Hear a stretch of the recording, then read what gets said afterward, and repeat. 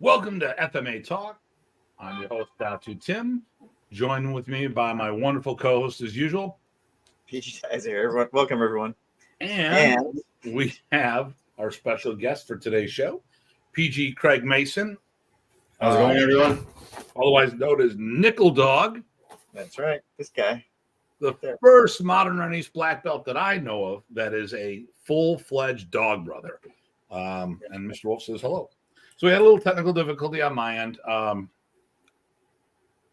listened to some people who gave me some technical advice, and it messed some things up, so it threw me off a little. Also remodeled the studio a little. Here we go. I got some stuff going on there. Oh, there you go. I went with the red to go with the red and stuff like that. So, and we're going to talk about a whole bunch of things.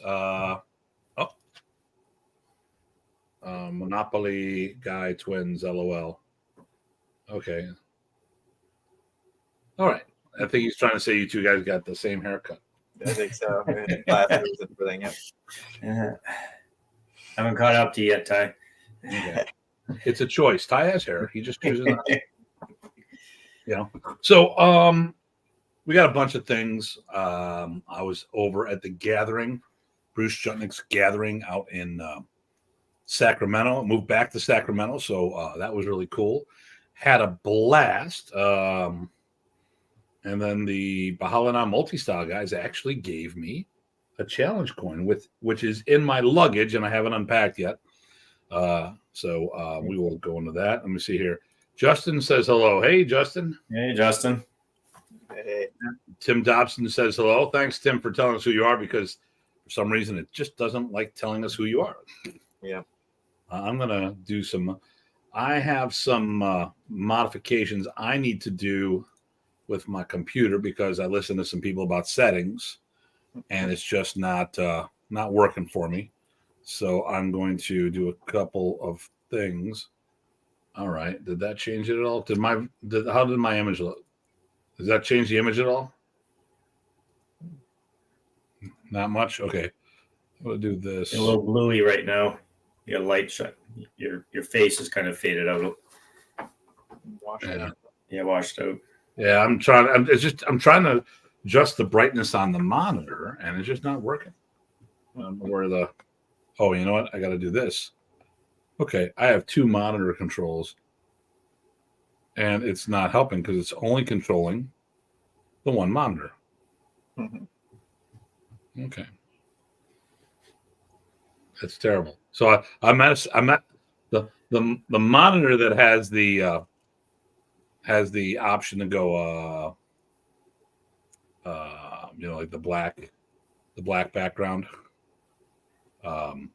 That one I can go higher or lower. This one in front of me, I can't adjust the brightness on whatsoever. At least not through the settings. I probably have to do that physically, and I don't know where my controls on my monitor are physically, and I really don't care at this time. Mm-hmm. So I'm going to do this. Okay. So there's a lot of things to talk about. Today's topic is about sparring and how the WMA became the sparring clan of the modern East world. Here we go. I'll let you do some of the reading on some of this because I'm trying to find the setting issues. Our friend wrote it like M wrote, and you thought I was gone and came back stronger and with vengeance. Yeah, I need to get some shots for that or something. Yeah, I don't think Is there a cream for that? There's a cream for that. There you go. There'd be a cream for that. So what I wanted to do is last week's show we talked about the World Modern Arnis Alliance and all this other stuff, how it started and the challenges. There was one topic that came up sort of, and we glossed over it a little. I wanted to just go over it. We talked about the World Modern Arnis Alliance and all this other stuff, how it started and the challenges. Now I got a background from one of you guys. Nope, it's good now. Okay. So basically, we talked about one of the reasons why I started this up, because I looked around in like 99, 98, and I was the only one doing it as a standalone art. Everyone was doing the art within your art. And so which means they had an art to go back to. So if something happened to Professor, they were all fine, but I would be on my own, maybe. So then this But the organization continued forward. And I just want to talk about, we didn't specifically deal with this, but I'm going to talk about it real quick. So the comment was, because someone asked me about it afterwards. I'm like, listen, I tried to move forward. I tried to work with everybody. I always did. But at the time I was the senior student. Well, actually, I'm still the senior student. Think about it. I was running all the forums. I was starting all the camp sessions up. I was doing the introduction of Remy when you come in the room. I was the Can-Am director of the IMAF. Then, and I'm going to talk about my opinion, so take it for what it's worth. But Craig actually knows a little about this, and I'm going to bring up a thing to verify some of the stuff. So basically, there was a group, 7 people who got the Masters of Tappy Tappy title, and they said that it superseded everything. They were promoted to 5th degree black belt, and then the title superseded everything. But once again, the logic thing makes no sense, because if you needed the belt to be a 5th degree to have the title, then obviously numerical rank is part of the equation, and 6 is more than 5, but whatever. But when I resigned, it's because there was 7 people saying things other than myself. And if you followed will, which never was executed, Remy wanted people to be part of that, myself included. When we started talking about stuff, it was very obvious that who wanted to be in charge. People who were black belts for less than 5 or 6 years saying that they knew more about the art than all the others. And for all intents and purposes, erased the belt promotions above 5th degree black belt, the degrees they were. And they hadn't promoted anyone beyond that point until they got an acknowledgement diploma and perceived that as a promotion. And case in point, and I'm going to talk about a story, like there's a cancel culture program going on right now where people have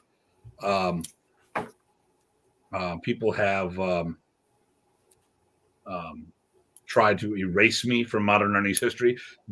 And lately it's gotten stronger. But in the past, it was, Ty had heard some of this. I was the blade guy. Other people said I was the forms guy. Well, Craig had I'll tell the quick portion of this, and then Craig can fill in the blanks. So Craig is in Northern Ontario, which is 4 hours north of Toronto, where he's at.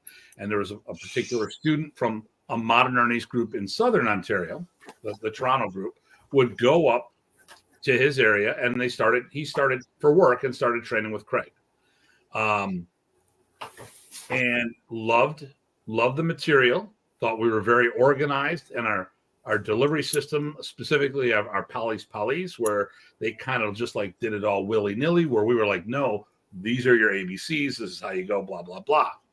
Then my name came up. Craig, tell them what happened when my name came, or what the comment was about when my name came up. Well, it's actually when we were talking about lineages, and when your name came up, gentleman had mentioned that he thought you were a Comaton guy and you weren't a modern Arnis guy. So my name came up. Oh, Tim Hartman, that Comaton guy. Now he studied with a quasi first gen or a gen and a half student of Remy who knew me, a guy who used to live in the States and moved up to Canada. So if you look on the internet, you'll see my name attached to Comaton. You'll also see my name attached to Balintawak, Kuntao, and Sikaran. But when you look up my name, you're going to find out that it's modern Arnis. When it comes to things martial art wise, there's not many people. When it comes to Remy's system, not many people. There's no first generation students that have put more time and effort into promoting the art and promoting also getting the name out on the internet. When you look up modern Arnis, or you look at myself, you're going to see all this stuff about Tim and modern Arnis. You're not going to see Comaton will show up, but I'll be the first to admit that Comaton is not my primary system. I do PFS, not Progressive Fighting Systems from Paul Vunak, but Prace's family systems. Now, the time after he showed up, what he obviously had been corrected by someone down south. Well, actually, you corrected him, and then when he came back, what did he say about it? Yeah, he had mentioned, he clarified, that you were a high ranking in modern Arnis. Yeah. So obviously some misinformation somewhere. this stuff was happening while Remy was alive. I mean, before Remy was diagnosed, that people would put me in different categories. I couldn't work with them. And here's my thing. I love the modern Arnis community. Okay. Unfortunately, some of my brothers and sisters, I just cannot work with. And that's the frustration, because they are family. You always love your family, but you don't always like your family. And I've pretty much given up on the rest of the juvenile nonsense that's out there. I know people don't always like what I say and they cry foul, but they don't care about how what they say affects other people's feelings. Now, you hear something, it gets you upset. That's a genuine feeling, but you should get down to the point and find out. I was just talking to someone recently, and I was talking about an instructor. Actually, I had a conversation with him, and so he made a comment at an event. He goes, how many Filipino FMA instructors are here? Just you. And the point was like, look, there's not that many people in this region.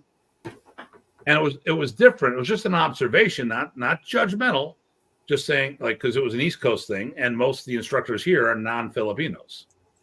Now, personally, I like that fact, because we're not trading on our race. We are being known based on our ability and knowledge. But so I've pretty much given up with the rest of the quote unquote, or the rest of the influencers of the modern Arnis world. There's a couple I'm willing to work with, but for the most part, with this adolescent nonsense, I've given up on that. So I just wanted to make that comment and once again talk about how the stuff that contributed to me starting the World Modern Arnis Alliance. We didn't really go down that path. We touched on it a few times, but that was it. So let's get caught up here, and then we'll talk about stuff. So I don't know. Let me see. Because I can't read half this stuff. Matt Jones, I respectfully request that Datu Tim Hartman ask Grandmaster Dominic to implant a master level modern Arnis instructor in his dojo here in Avon, Connecticut, if that is possible. I wish I had one to give him out. Right. That would be me. Okay, dude. Okay, here we go. What we got there? All the characters are not showing up very well for me. Okay. Yeah, Noah. I'm not sure who that is. Noah, good morning, maestros from Cebu, Philippines. God bless Arnis and Philippines martial arts. Magandang umaga, sir. Thank you. Let's see here. Dude. Sweet. Yeah, okay. So what do we got here from Justin? How many modern Arnis schools are there in Southern Ontario? Craig? Well, right now, London is your mecca right now. Well, okay. So if you talk there, there are modern. Are we talking just modern Arnis schools? If you're talking about, there are no schools of modern Arnis in Toronto. No. Okay. There are. Yes. Okay. We'll address that right there. I can address that one easy. Yeah. There are no such things as modern Arnis schools outside of our organization that I know of. Oh, wait a minute. There is. What's his name up in BC has a school. Yeah. There are a bunch of modern Arnis programs, but I would say in the GTA, Greater Toronto Area, there's only one club, and I think that's Brian Johns. Yes. I think he teaches 1 day a week out of a rec center, maybe 2 days a week. Club, handful of students. London, Ontario. Well, we have Carl Altram, who's teaching a modern Kempo hybrid right now. Yeah. Modern Arnis. I want to say modern. Modern Arnis / Kempo program in Cambridge. There are a couple guys like London's got Tim Dobson, Brad Fowler, and Tim McMillan working together. Yeah. It's mostly Brad and Tim, and then Jason comes in and does that. We've got in Wallaceburg, you've got Claudine. So they're putting modern Arnis. The modern Arnis is in their Kempo program. Like I said, Brian Johns is in Oshawa or near Oshawa. Yeah. Terrence used to, but I think Yes. Terrence stopped after COVID. I don't know if he's planning on doing stuff. I don't know. I haven't heard from Terrence since prior to COVID, so I can't. And then Classic Martial Arts has a program 1 day a week, I think, maybe 2 days a week. And then there's she's in Ottawa area. Okay. Rob Peaker, one of the gentlemen I do stuff with the Dog Brothers. He's training with her right now, and she was under Gabrielle. But we also have one in North Bay. Yep, Chris so Martin. one of ours. That's Tsunami. Tsunami Studios. Yeah, and then we also have Deep River. We have, is it Deep River? Yeah, Deep River. Hiltz Hapkido. He's got a full and then program. You're up in Sudbury. Yeah. So of course that's all of Ontario. Yeah. We are working on, and then London, Ontario used to have like 5-6 schools that were half Kempo, half with Olympic karate. That was half Kempo and half Arnis, half modern Arnis. So Noah's got something here. Jim Remy was one of a kind, very skilled as fighter and as teacher and as humble man. His skill was beyond other players. Yes, he was. And the thing here, once again, why we like training with Remy, he actually fought it. Mm-hmm. And I'm not talking put on gear and dance around. I'm talking real fights where there were real life consequences. And Sean Bacon was in matches. He killed 2 people, and that's not a bragging, and both times he did time. So it wasn't, everyone says, oh, I killed a guy in a death match, and then, no, there have been repercussions of that. And that's actually how Tabamina got hooked up with him, because the second time he was in prison for a long time, and Tabamina was part of that. Or I think he worked as either a cop or a prison guard, or I don't know if they have this, if they do that separately. Corrections here. Here we go. Boom. Pure modernity schools. He was looking for pure modernity schools. If not schools, then groups. Pure. That would be nothing in Southern Ontario. So modern Arnis is okay. So how am I going to say this? Well, when we talked about the show, The Art Within Your Art versus Modern Arnis as a standalone program. When you learn the art within your art, how would you say learning the art within your? You said it the other day, Ty, during the show. I don't want to take your words about the. I don't remember. I can't remember what I say. You said that you only learn part of the art. You would choose to only do parts of the art. You could, yeah. Well, you're probably not. Well, even if you work on everything you've ever learned and everything that you could consume, whatever, you're not deconstructing and digesting the parts that you already know. In other words, like how to punch, how to stand, how to move, and so there's a flavor. At the very best case, it's still kind of different. But that's my take.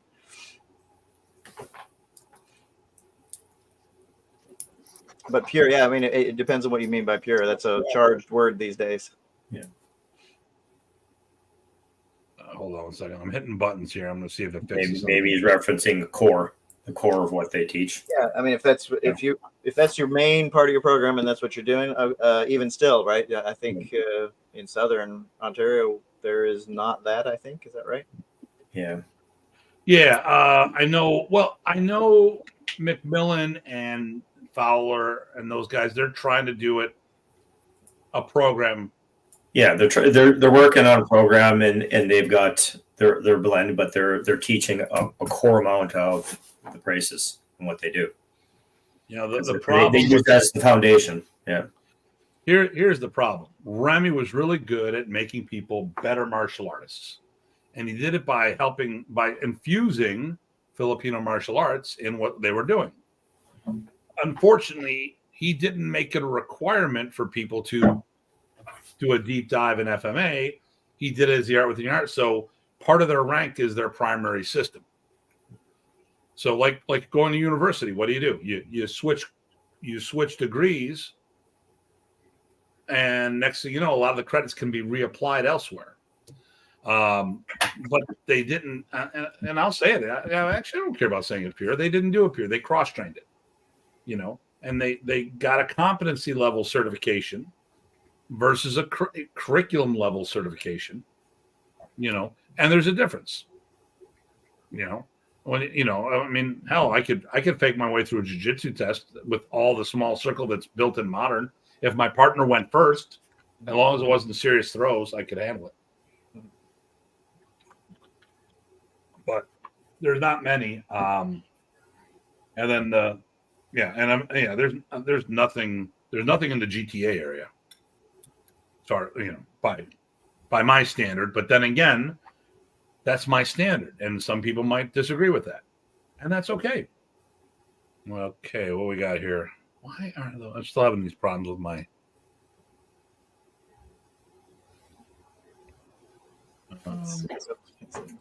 There we go. Now, Eric, greetings from Portland. Nice. Hey, good evening, Eric. And Hilt, good evening. It's true.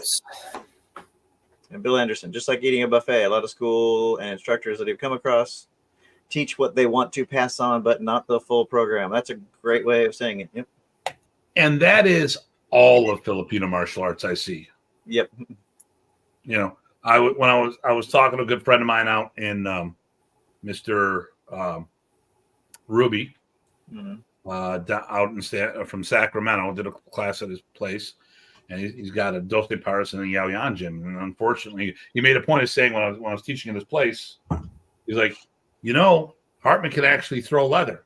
I'm like, he's seen videos of Craig and I doing stuff, or me with my kids.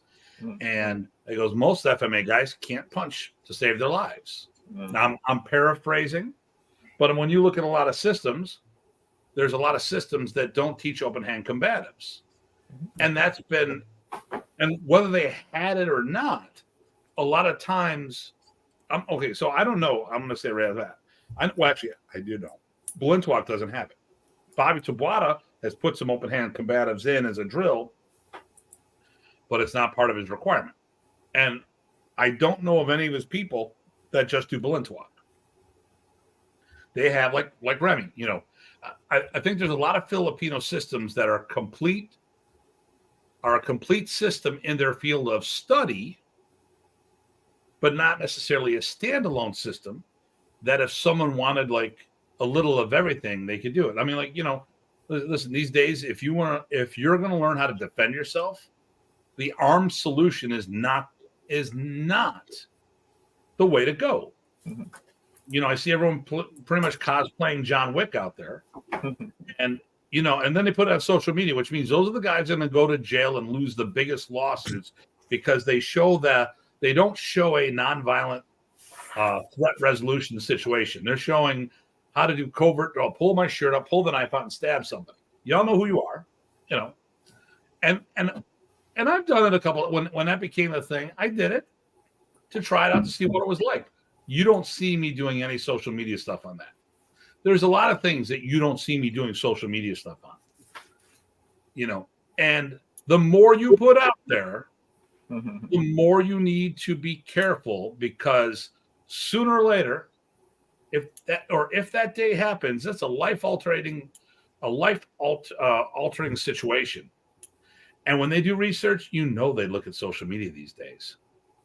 People have lost scholarships because of social media stuff. You really think in a lawsuit, when they're looking to either sue your ass, put your ass in jail, or both, that they don't do the research? Okay, So, but okay, there we go. That's mine. I say we said the buffet, but yeah, a lot of people, but a lot of guys in FMA don't know how to use their hands. And I saw an attempt this weekend from some people.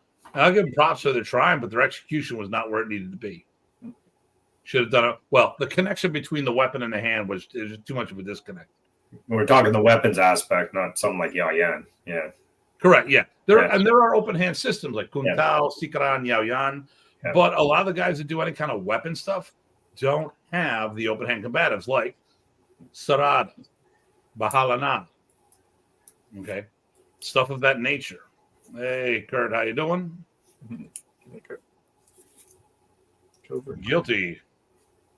Covert. Yep, there you go. Nice. All right, here we go. We got our friend saying hello. Hey, Rich. Master Rich, how you doing? And then here's the I'm having problems on Bill mine. Henderson. That is why I'm like a mushroom and only teach a few people who have the same mindset or their requirements are specialized for their specific job. That is definitely easier. Yeah. And Oh, here we then go. Facebook user and karate, jiu-jitsu guys don't know crap about weapons, so it equals out. It depends. It depends. I wouldn't always. I would say you don't know what you're talking about. I would say there's people out there that don't know who they're talking about, but Right. there's a lot of skilled people in those other arts that have weapons. Matter of fact, jiu-jitsu, it is not a lot. Okay, first of all, here's my rant. When you talk about jiu-jitsu, talk about jiu-jitsu, not BJJ, because that is the ground element of judo. Yeah. Jiu-jitsu as a stand-up art has freaking everything. They punch, they kick, they lock, they throw, they do weapons. Mm-hmm. Remember, all this shit comes from the samurai. Everything was a modern fighting art at one time. Right. And there's a lot of traditional karate styles that still keep the kabuto going. Mhm. That's where all the weapons are. Well, the karate jitsu aspect. Yeah. Right. All the Oh, Renee. 6 eyes. Look at that. 6 eyes. It'd be 12 of us, right? Yeah. So, and I will say there is a paradigm that a lot of times, well, actually, in a lot of these schools now, they're teaching weapon aspects that they didn't have before. Mm-hmm. Well, it may be an enrichment program, so they'll have a sword program, a staff program. I will say this, though. Not many of those schools actually teach the use. It's mostly kata driven. Yeah. But, but I'm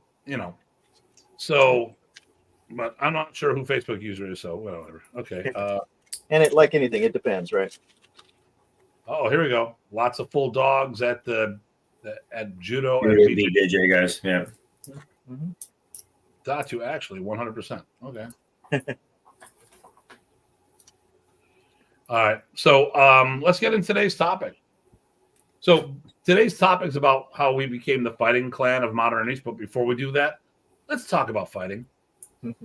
Let's make sure we're on the same page.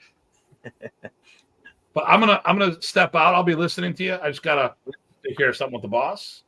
Okay. I'm listening. You're listening. Fighting. I like that. Fighting is a loaded term as well, right? Yes. Well, some people will say combat, right? I guess it depends on what aspect you're kind of looking at, right? You've got your combat end, you got your sports end, you got your in between. It's all about that Well, random setting. Well, even in non-sports, right? Yep. If you're talking about a fair fight, to my mind, that's not combat. Yeah. Right? If you're doing a fair fight, now it's a match. I don't care how deadly you think it is. You've agreed to do a match. Yeah. But that's me. I have a lot of opinions about what's fighting and combat and sparring and all of those things. And I think we get really lazy and imprecise about assumptive use of words, right? When people say, hey, fighting can mean a lot of things, right? Mm-hmm. You're fighting for air, right? Are you fighting as a competition? Are you fighting for your life? Even if you're fighting for your life, what is the situation? But yeah, anyway, so fighting. Let's go into that some more. So before I dive in, I want to hear from you because you've done a lot of different challenging situations for testing your material and applying your material and learning from your material. So what do you want to say about fighting before I rant and rave? Well, it's I guess the distinction, you already talked about the fighting, sparring, and then you've got drilling. So obviously drills is a preset. Even if you start randomizing drills, right? It's still drilling. But when you get into fighting and sparring, that you get into that random setting, and there's a big difference, in my opinion, between fighting and sparring, and that's in terms of intensity. You can have hard sparring, but it's still sparring, right? Well, and also again, rules, right? Yeah, rules, exactly. Well, let's talk about then sparring. So Freak. sparring can span a bazillion things, right? Yeah. Somebody asked a question on social media recently about essentially what would be some people could describe as shadow sparring, and I don't have a problem with that as long as you know what you're doing that drill for. To me, anything that's sparring is another drill. It's just a less compliant drill, right? You've got different rules, you got different agreements, and there's certain things that are allowed and aren't, just like a drill. Agreed. So that's my mind for sparring. But once you get into something that's more like a fight or combat related, there is a bigger can of worms that can be opened, right? That's how I look at it. But yeah, so I've seen everything from sparring from, hey, you're gonna spar and you're gonna use moves from, say, this particular branch of material. You're gonna go super slow, or you're gonna go no contact, or you're gonna go, limited targets, right? All of these kinds of things, which are helpful for training tools and exploration, and lots of good stuff there. Don't get me wrong, but they all have different implications, different limitations, and different benefits. And in my mind, you have to get the best out of everything. You've got to do a little of everything, right? So you've got this material that you're trying to explore. You need to look at it from all the different ways with all the different types of sparring or drills or thought and all that good stuff. And sparring and fighting and challenging the timing and the distance and the application of things in lots of different ways gives you, a big portion of that picture. Sure. He came back. So anyway, yeah. Did anything made you want to spark some more, Craig? No, I agree. And I know a lot of times, like, just from some of the comments, you're in terms of when you hear the word fighting, you're looking at that more combative aspect without any of those rules. Obviously, is when you get into that aspect, that's when somebody's really going to get busted up. Where even the events, like if you look at a gathering, that's the next level above sparring. And yes, you got gear, but you're talking about minimal gear. You got a helmet, and maybe some gloves. So then you're pushing that envelope there because of but it's also an agreement as well. You're not there to basically put somebody in the hospital. So it's not to that level.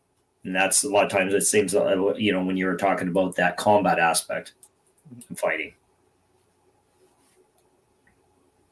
Got some comments already. Lots of people have ideas. So, Brock's all upset that you're both wearing the same shirt. Listen, here's what I want to say. When we talk about this, I use fighting as a generic term. Yep. I meant sparring. Yep. We're not really talking about really fighting because we're not. Exactly. No, exactly. And let me tell you this. No one knife fights. I'm going to call bullshit on all of it. Yep. Take a padded knife or inert hunk of metal and let's use we got a full dog brother on the show. We got one listening to me. The knife fights that happen at the dog brother gatherings are ridiculous. Because you will stab someone in the face and then someone comes up and kicks you in the head and they say, "Oh, I kicked you in the head." I'm like, yeah, but you just got stabbed in the face. That stab, your kick in the head would have never happened because you're wearing safety gear. But that's just a little No, they were trying to simulate he was on PCP. It's okay. There we go. That was it. But I want to. My thing was when we say fighting, we're really talking about sparring. Right. And going out and doing it now. And what I'm going to say is, I was told by one person, "Oh, Remy didn't like sparring." I'm like, no, it's in the books. Remy has the tournament rules. Yep. But the thing here is, I was talking to Randy Shad, and I was going to do a tournament. Remy's response, "Oh, Remy didn't like tournaments. Are you calling me?" And that I should have. And I was just like, I was trying to be the nice guy because people assume I'm the bad guy. I'm actually quite a nice guy, and I went the path of least resistance. And the guy, he was like, "Well, what I should have sat there and said, are you calling me a liar? Let's go talk to Remy right now." But I was trying to be nice. But the thing here is, Remy wouldn't have had the rules in the book if he didn't do tournaments. Come on, really? And wait a minute, if you're an expert on the art, which obviously you wasn't, you would have read the goddamn books. I mean, you're the doctor, you're the this, that, and the other thing. You were the guy that ripped everyone off for money. Oh, I'm sorry, that was hearsay. So, but of course we don't know where he is anymore. But the thing here is, okay, I don't think Remy pushed it with his American students because they did the art within the art. So they were part-time stick jocks. Actually, they weren't even a stick jock. They learned the defensive tactics of the art. Mhm. They learned the maneuvers to defend themselves. Whether they put their time in or not to actually get proficient or not is another story. And I'm not calling them on that. I'm making an observation, and people have to understand that Remy didn't teach people how to fight in the States. He taught them self-defense. Yeah. Unfortunately, a lot of people misperceive drills for fighting. Right. Oh yeah, we can go there. And we're going to go there. And Renee, I was listening the whole time. It's just that I had to, and of course I pulled this up while you guys were talking. He's not listening. Of course he's listening. Right. But I really don't think you guys want to hear any of my bodily functions when I'm taking care of business, or my dog barking, and the fact that I haven't eaten, so I did get something to eat. It'd be weird for me to eat, y'all, because Janice has some phenomenal hamburgers with like a pasta sauce on there, and I couldn't share with you guys, and I didn't want to do that to y'all. No, but I like what you said about Remy's with the teaching people some exposure for self-defense, but also what he really did is he enabled you to take your own path, right? He gave you a lot of concepts and material to work on, and you could do it as a hobby. You could do it just for exposure. You could dive in deep. It's up to you, and he was fine with that. But I think some people fool themselves of where they fall on that spectrum. You can't be honest with others if you're not honest with yourself. You know, and let's go back just a wee bit. Remember when we talk about fighting? Yeah. We really mean sparring. Sparring. Yeah, exactly. That's what. Yeah. So you mean like copy? Yeah. So yeah. Well, tappy. Yeah. So I would say that. I don't know. Modern Arnis people as a whole, the norm, not the exception. And this is, remember, when we talk, everybody, there's the norm and the exception. And if I make I did this once, I don't give a damn what you've done once out of 1,000 times. What I care about is what is the probable. Right. You know, I tell people, hey, you know, like, what's your I did this once in a sparring match. Okay, I did the hand switch behind my back and all this other stuff. Okay, actually, I see the weak people do that all the time. Yeah. They take the stick, they wrap around, they hit the person. That's great. Can you do it without armor? You know, and I'm not making fun of them. I'm using that as an isolated situation. I've done stuff that I have, you know, like especially if I'm doing the sport, I make the rules work for me, and the rules aren't about living and dying in the street. It's about winning the match. We got to put things in the proper context. I mean, point fighting champions have amazing skill sets, but they're not fighting in a boxing ring. Exactly. Well, and the rules do make a huge difference. Look, when we went to Finland. Yeah. Yeah, that was definitely, I was out of my comfort level with, and it was basically the guy that would pick up a tree and beat a tire with it. I mean, exactly. But it was basically whoever hit the other person the most, right? So if I hit you twice and you hit me 3 times, guess what? First 2 points nullify each other. You're one up. So there was a lot of striking. We broke a lot of sticks, myself and Maxim. Like, I think we broke 3 sticks in that friggin' match, but we hit each other a lot. It also affects your unrelated tactics, right? So you got to make sure that the judges can see stuff, and that will affect your targeting. And I have fought Bak-Bak tournaments. So and to me, that's a huge badge of honor. And I've actually won. Cool. Okay. And I brought my students there. Ray Galan was there. I think Topher Ricketts was there at the time, you know, and like there's a big FMA community in Jersey. And I actually got a few shots off that were like bang out of nowhere. And after I hit the shot and I have all the masters watching me at the time, like, I'm done. I kept fighting. But it was like when I did this one where all I did was a backhand and no one saw this. The only thing you could see move was the guy's helmet. I'm like, after I did that, I did it to him twice. Yeah. Just to prove I could do it. You know, that wasn't a luck shot. And the guys I looked at the judges, they scored, they gave me all right, that's it. I didn't have to fight anymore because they saw I proved what I could do, you know. Right. But it was still just sparring. But sometimes you'll still do the things that the judges can't see if it serves a purpose in intimidating your opponent. So I was this one woman we were doing a spotty dog, and she's like, you really need to, if you just come up a little more, it would be, the judge. I see what you're doing, you're getting your points, but not enough judges are seeing it. I'm like, you know what? I don't care if I win or lose. I'm doing my techniques, right? And he knows I got him. Yeah.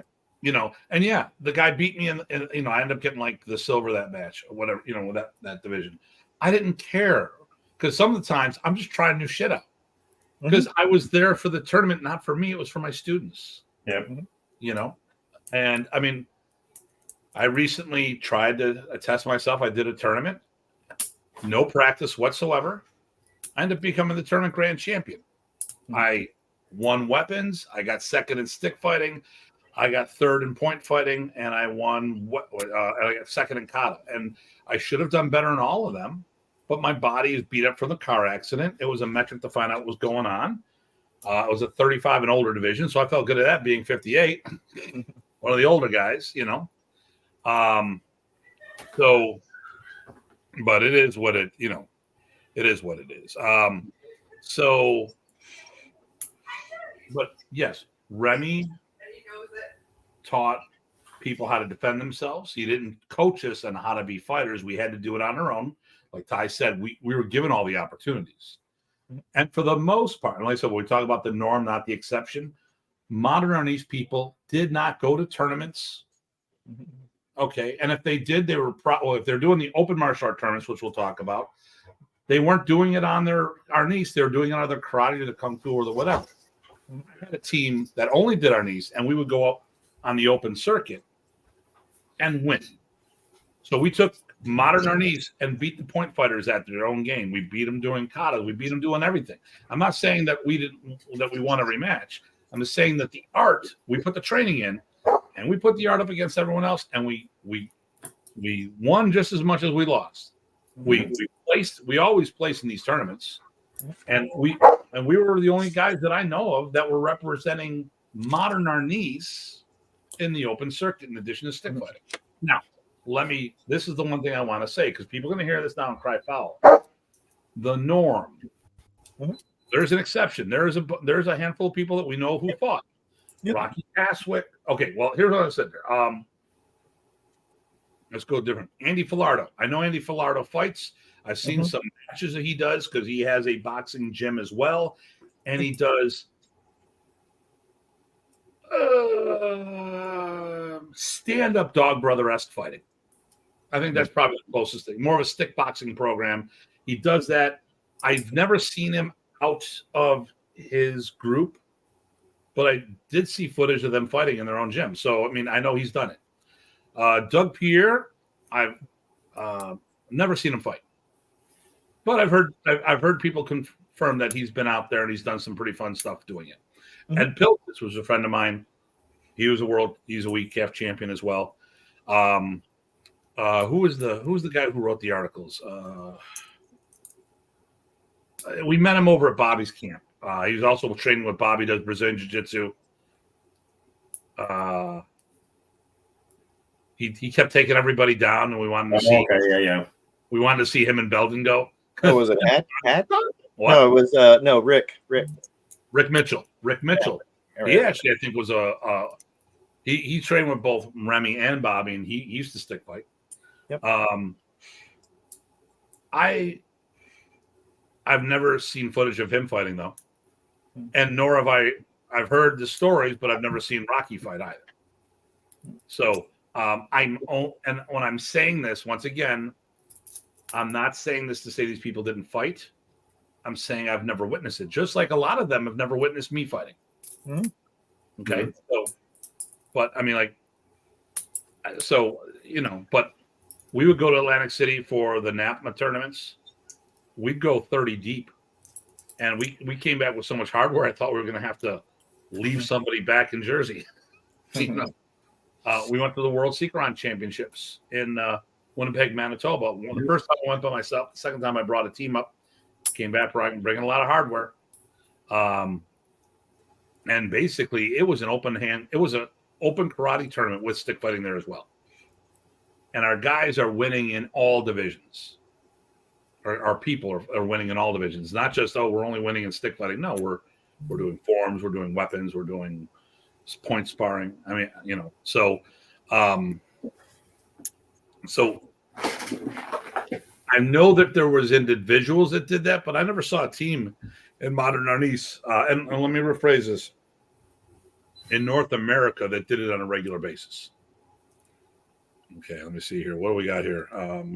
There's a few of them, yeah. Let's Yeah, see. here, you read these while I get caught up because Sure. No, again, empty hand is very important. Learning all ranges, shooting range, weapon range, kicking, punching with trapping range, Duma, grappling range. Yep, absolutely. Yep. Bill Anderson. That is where the escalation of force comes into effect in dealing with situation to ensure that the appropriate amount of response is dictated. Yep. The situation matters. Combat means no rule. Yep. Mm-hmm. Renee sticking his tongue out at us. It's a warm up. That's all. Nice. Just flesh the kick is 2 points. Hey, Miguel, what about you earlier? Hey, he was summoned. You summoned him. Rich, Mr. Rich, I needed 4 or 5 officers to help with someone on PCP, as one officer and me was not enough. That's why I said that. Yep. Yeah, we're getting into that combat aspect. Yeah. Yeah. Rich, what? Read the manual? I mean, read the books? I thought you about the red book. I read that too quick, and it was the other red. That's an old nerd joke with us too. RTFM, gotcha, Rich. Justin from Philippines. The thing I love about he's from Toronto. Oh, mixing up with okay.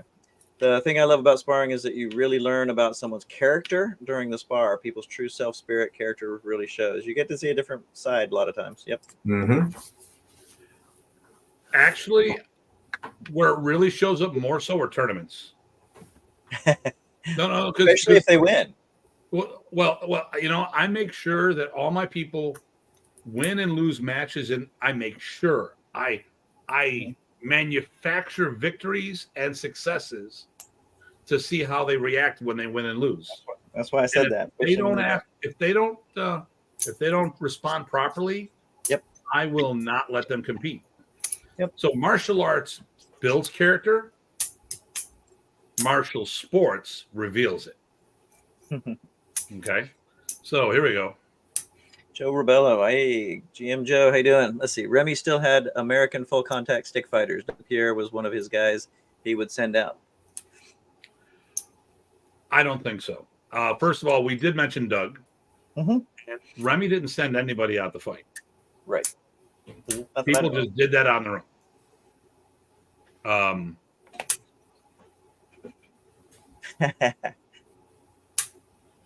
No, not at all. No. Did GM Remy make you guys spar? Nope, he never had us spar. So I will say, I can honestly say this: I have never seen Remy teach any sparring whatsoever. Now, some people have confused solo baston, semi-sparring, which is a drill. Drills build skills, and they say, "Oh, I'm doing tappy and solo baston. That's sparring." How do we want to say this? Bullshit. I remember part of this is for the show. It's a drill, and you know, even if you randomize it, as PG Craig was saying, you get randomized and random. It's still within that drill. Just like we do a completely random sombrada, and that's still a drill, even though there's nothing defined other than you block and counter, right? Mm-hmm. Well, a lot of the stuff I do in my sparring class is taking our core drills, and you take bits and pieces of it, and can you apply it in that active setting where it's not preset? Even when you randomize it, you still got that preset kind of movement, right? Where if you're sparring and you got somebody that you have no idea what the heck they're going to pull at you, right? But if you can take a piece of that drill and apply it, that's actually pretty cool. And that's one of the big focuses that I do in a lot of my sparring classes. We'll take half the class, pull a piece out. And tonight, actually, all we did was single sin volley, either high or basically middle. And all we did is after that, we just started. One person was attacking, and you had to pull off a single sin volley. You get hit. Yep. So there's a couple of reasons why I want Craig on the show. One of which, you know, he's cool. All right. I cover the open tournament scene when it comes to the stick fighting. That's always been my specialty. Craig would come in and do our stuff like that. Our guys were really well. Craig went down another path. Craig went down the dog brother path. Yeah. Okay. Now he's a dog brother. He doesn't do DBMA. So there's dog brothers. There's Dog Brothers, the fighting clan. That's what he's a part of. Then there's Mark Denny's Martial Expression, DBMA, Dog Brother Martial Arts. And actually, to be honest with you, he just organized stuff that everybody was doing. He has a synthesis, but it's the same techniques that everyone uses. But he's got names for it. He's got a way of training it. He's got nice progressions. Yeah. So, but after you fought there, how relevant do you think modern Arnis is to that style of fighting? Oh, absolutely. Okay. So I know, like when I first started, like Renee and I met in 2009, and that was my first exposure to the contact stick dueling, right? That aspect. And there was nobody in modern doing that. So of course, what you do is you try to emulate the people you're fighting. And I didn't move like that. And I got that tar beat out of me, because of it. And then when I started taking a look at how I move, I started kind of saying, you know what, I'm going to fight my game, which is my system. And now that's my big focus is how can I pull apart our drills and use it in that active setting? And the cool thing is I've been able to do it.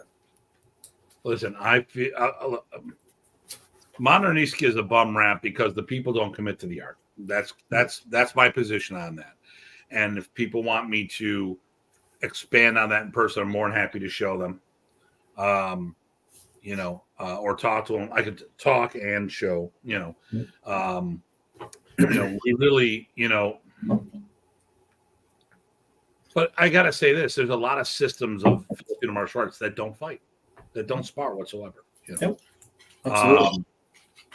Or weapons based. Yeah. So some of it's more of an art, like doing, say, Tai Chi. More, or actually doing like Kendo. Where there's no practical application. Actually, less than Kendo, more like Iaido, where it's the art of doing the material. I mean, listen, karate, you can do katas all day long. Why become popular in the Philippines? Because when you stick fought, you got hurt because there wasn't safety equipment at the time. And people went to karate so they could practice martial arts and still work the next day. But when you got broken limbs and you can't pick up your bag and can't do your stuff, it is what it is. Joe, I'm going to need verification on what you're saying here because okay, here we go. So Joe says, Kempo Joe says, ask Mark Denny about Tim Gillette choking out a world stick fighting champion with a fang choke in 2 minutes. I can see that. I've been choked out by a fang choke. was Tim dog brother gathering? Yeah. Is that what you're saying? Which is cool. Possibly. I mean, listen, Tim is a full contact. Actually, we get to meet Tim. Well, actually, have you met Tim before? I haven't met him. No. We get to meet Tim for the first time. Yep, that'll be good. That'll be good. Yep. And Frank says, "Hey, Frank, how you doing?" Hey, Frank, are you going up to Mike and May's Columbus Day weekend? Because Ty and I, along with a whole bunch of other people, will be teaching. I'd love to see you there. Yep. And then, how much? And while we got another modern East guy, how much actual sparring do you guys do? What rules do you, what kind of rules do you go by? You wear, what kind of gear you wear? We do a lot of padded for safety. Mm-hmm. But since we have another modern East guy, and I know what Rich does, he does pretty much the same stuff we do. Because he used to come and hang out with us and spar all the time. Mm-hmm. So Kurt, so if a lot of FMA people are having issues with actually fighting, what are your thoughts on combat sports athletes crossing over to FMA? I don't know how to perceive that. Hey, Kurt, if you want, I can send you an invite so you can hop on and actually ask us the question so you can articulate it better. If that's the case, let me know and I'll send you an invite so you can just, because I don't know how to, there's too many different ways I can interpret this comment. Yeah. Sure. Renee. Nice. Laughing dog. Spars for spaghetti. Here we go. I'll wait for Kurt to get back to us. That's another Facebook. Yeah, Jim Remy say that a true hectic match, just like 8 seconds, probably less for him being left-handed. He did say something along those lines.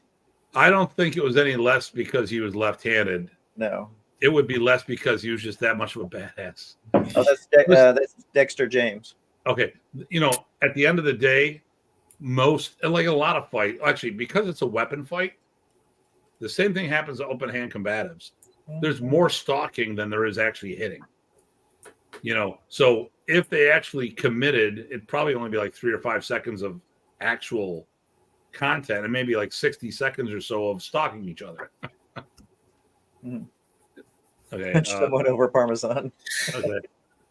There we go. Rich, I have a lot of respect to both paths that Dr. Tim and PG Craig went down. Yeah. Hey, they challenged what they're doing and learned from it, which they both love. Exactly. What was that? Oh, I got a message here. All right, I'll read what Bill says. Bill, the only thing I can comment about Arnis tourneys that I have seen, both in the Philippines and the States, is the use of caveman striking aspects. I'm not disrespecting the aspect of sparring in tournaments, but the lack of techniques, as Craig said, fight your own game. Yep, and the simple is good, but it's got to be the simple that you've made simple for yourself. Yeah. And again, a tournament is a tournament. You play by the rules of the tournament, and that's the game, right? And it depends on the venue that you actually want to pursue. Oh, I love the next. Listen, and Kurt's gonna come on the show, by the way. Oh, awesome, good. Listen, at the end of the day, we were we didn't physically participate, but we were in a stick fight, we were in a street fight in the Philippines. Yeah. They were swinging bricks, so I don't know how to do that shit. Picking up bricks and rocks. Okay, I just sent an invite to good deal. Kurt. He's messaging me, so I got to see. Don't know what he's messaging me for. I don't know what, I asked him. Can you pull up Renee's comment? There we go. I love this, Renee. Thank you. Let's see. I do believe sparring has its place, but too much of it isn't good. It develops bad habits. From time to time, you need to put yourself out there and feel absolute fear of getting the tar beaten out of you. But I've seen that a lot of times, especially in Kung Fu. We've seen people that are really, really good at material, and then they go the tournament route, and they start honing what they do for the expectations of the sparring judges, and then they start moving differently and playing a different game. Oh, there he is. Hey guys. Kurt. Hey, Kurt. Hey, how's it? Yeah, pleasure meeting you guys. So Great. forgive me, I'm doing the good Filipino thing and burning meat on my stove. So I gotta burn that. It really is. I'm hungry, so I'm waiting for it. yeah. So nice. let's hear. Because I could have interpreted that question a couple different ways. So Yeah. So you were saying earlier, like FMA practitioners, some of them having issues with fighting because they don't know how to throw a punch, don't know actually how to fight because they've never been in a fight, let alone like actual combat sports. So my question is, for Filipino martial artists who actually come from boxing, Muay Thai, Jiu-Jitsu, MMA as their base, what is your thoughts on that? Because there's a lot of fighters out there that don't do FMA, and there's a lot of FMAers out there that don't fight. So what's your thoughts on like a former boxer coming over to FMA? I got mixed feelings myself. I was going to say I've had a few people in different arts that I've trained come from fighting backgrounds, and when they come with an open mind to learn, some of the different ways of moving that isn't optimized for what they've done, it's great because they bring a lot of experience, a lot of timing, a lot of distance management, a lot of things that can help us get better from this side of things. They can bring from that side while they learn what they want to learn. So it can be a great enrichment thing for both directions, I think. That said, depending on how people take it or how sincere they are in playing, I've also been in point sparring matches where I've gotten ribs broken. So that wasn't really a point sparring match, was it? Yeah. Right? Yeah, I've had lots of different people that have done combat sports. One of my students came from 15 years of Muay Thai before he started training with me, and I guess are they looking at to do the sparring aspect or just learning FMA as a whole? Kurt, is that is a good question. I mean, the whole like reasons why getting behind it is up to the individual. Yeah. From like a general aspect of like an FMA practitioner learning how to fight and utilize their FMA skill sets, my query is, would the principles of fighting from, say, like combat sports aid in their understanding of FMA combat skill sets? Okay. In terms of like if you're looking at the stick dueling aspect of FMA, being combat sports, you're definitely going to have a lot of attributes because they're already going to have that timing, the distancing, everything else. They're just going to have to play with the range, because I know that's the one thing, because I've had the fortune to get in the ring. And when I was training with one of the local coaches, when she was helping me, I actually stunk for a long time because my distance was I was so used to the weapon distance. And then as soon as I got into that empty hand distance, my diamond, my distance off like crazy. And so, there's definitely, it can actually blend. And in terms of actually learning FMA as an art, regardless of what art you do, whether it's combat sports or any kind of other martial art, you're going to bring something to the table that you're going to be able to use. Sweet. Yeah. So I got the mixed feelings, So I've taken a bunch of sport karate guys and have them beat master level stick fighters because I trained them to win the game. Yeah. When you're talking about the tournament aspect. Yeah. If we're talking about sport, so first of all, I don't like continuous sparring. Okay. For sport, I love it for training. Absolutely love it for training. Matter of fact, that's the requirement for our black belt test. Usually, we used to do it at the test, and now what we do is, because of time constraints, stuff like that, we do sparring ahead of time, and it's witnessed, whether it's done live or we can have a video feed so I can watch it, But continuous sparring is my favorite type of sparring. Unfortunately, it's so subjective when it comes to a sport.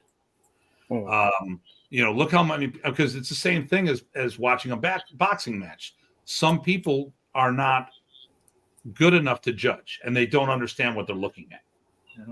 And when we're talking sport, all it's about is winning the game. It has nothing to do with the style. So I can take a very good sport karate guy and turn him into a world stick fighting champion, but these people don't have any knowledge about the art. So if the idea was to build a competition team, it's one thing. I think the problem here is that a lot of people learn through seminars and weren't given the opportunities to fight. And the other thing here is, and this is going to sound really bad, there's a lot of Filipinos who've never done this themselves because maybe they made up their own system because they saw that Remy could do this as a business, and people decided to trade on their race. And I know it's controversial, but we've been to Lynette. Have you been to the Philippines, Kurt? I haven't been back since we left in 1989. I'm planning on going back. I was 6 years old. I was 6 years old when we left. So if you get a chance to go back, you go to Lynette Park. Okay. There's Lynette Park during the day, and there's Lynette Park at night. And like the song goes, the freaks come out at night. That's fair. And there's a whole bunch of people there, and even during the day, that all they try to do is make money off the American tourists. They take pictures. Like Craig was there. I think Craig was there. You were there when the one group said, "Hey, can we take a photo with you?" And all they wanted to do is put my photo in their manila, in their folder, so they can say, "Look, Tim Hartman was here." I'm like, "Yeah, I visited. You didn't teach me." This is the norm in Lynette Park. There's a few really core guys, like you would go to Riddell the Guck, you'd go to Arnold Narzo, you go to Master Henry. There's three groups right there that bad to the bone. They're great guys. They know the craft. They can apply the craft. But then there's a whole bunch of other guys, like going to Shaolin. So let's go left turn. Ty knows about this. Going to Shaolin Temple is a commercial venture now. Yeah. So there's a whole bunch of Filipinos were inspired by Remy on how to make money, but never did the work to be good at what they do. So now you get these people who teach, and if they've never sparred themselves, how do they teach you how to spar? That's a good point. And like then you have other people like Bobby Tabata. There wasn't equipment back in the day, so he's not accustomed to using that. So he and when they would fight, they would just fight. And unfortunately, Anshan had to do time on 2 occasions. So there's a lot of guys out there who I know who fought, but I don't know if they stick fought. And there's a whole other story. I've been in a shitload of fights in my life, none of which were weapon-based fighting. So, but of course, as a Filipino martial artist, when people hear, "Oh, have you ever fought?" Yeah, I fought. People make some assumptions, or I might let people think, "Oh, I never said that," but they thought that. Well, you never discourage saying that. So, I think there's a lot of stuff that comes back from that. And the other thing is like, okay, why? So most of the Filipino martial artists in the States didn't start in Filipino martial arts. I didn't. Okay. So when you're learning it as a secondary system, do you want to dump $300 to $500 for sparring gear that you may use once every month or so? I still have yet to make that purchase. There we go. So now you got companies like Action Flex and Bunal Weapons who make phenomenal padded weapons that you can still get that sensory feedback. Still not the same thing as it's not a real fight. Never is. Right. Fight's a fight. Sparring. But I think the athleticism and the willingness to get physical could be a positive influence on our industry. I think part of the problem is, once again, I think if the systems that don't, our arts are not going to continue unless you learn how to be a self-sufficient program, which means we need to punch, kick, lock, throw. Well, you need to be able to punch and kick. You need to be able to teach people how to defend themselves without a weapon. Okay. So if the worst thing you did is put boxing in your program, at the least, that'd be huge, because then you'd have an open hand element. And too many systems aren't willing to do that because they're not looking at the big picture. If you're in it to make money for yourself, you don't give a shit about what your students do. You're just in it to make money for yourself. I'm worried about the art going generations beyond myself. And Remy created a system that will work on that. But if he did the Balintawak system, which is the last art he did before forming the art, it doesn't have sustainability because it is only going to be effective as an add-on system. You could not have a full-time Balintawak school. You could not have a full-time Sarada school. You could not have a full-time Bahalana school. And there's a whole bunch of other schools that never pick up or that never drop the weapons. You could not have full-time schools in these programs because you need that. Okay, there's my rant. I'm sorry. You're supposed to say that your fights were weaponized because you're supposed to say, "I am the weapon." I am the weapon. I am the doctor. Yeah. Luke, I am not your father. All right. But listen, and I think the infusion of the mindset. See what I started in Arnis, and my friends, we picked up wooden sticks and fought each other. My friends, not my classmates. Wasn't allowed to do that in the school. But I would spar people open hand and go, well, we got to do it with the sticks. And we didn't do any safety gear. We didn't do any headshots either. And we didn't try to kill each other. But I had shitloads of welt marks. And then I learned how to do PVC sticks with foam insulation and duct tape. And then eventually Action Flex made a real good weapon. And if you do the Action Flex, don't get the Sports Series, get the Hit Series. That's the ones they made for the Dog Brothers. So you can get some pretty hard padded sticks out, but we didn't have that. We never thought about it. And if we had gear back then that was economical like it is today, we could do that. Beach rebar and some foam insulation is what you're saying. Or a pipe with some garden hose around it. Yeah, there we go. Oh yeah, well that's Mongoose Master. Yeah, we met people in the Philippines that stopped time. It was awesome. It was.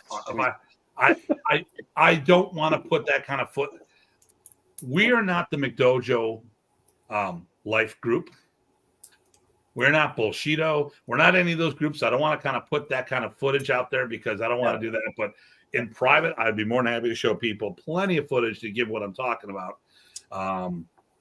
The masters are the exception in the Philippines. They are not the norm, unfortunately. But I did go there. But it was a good question there, Kurt. Yeah. I think ultimately we could benefit from those people joining us. Yep. Providing that they came with the mindset to try to learn our programs without relying on their martial techniques from what they've already learned. Mm-hmm.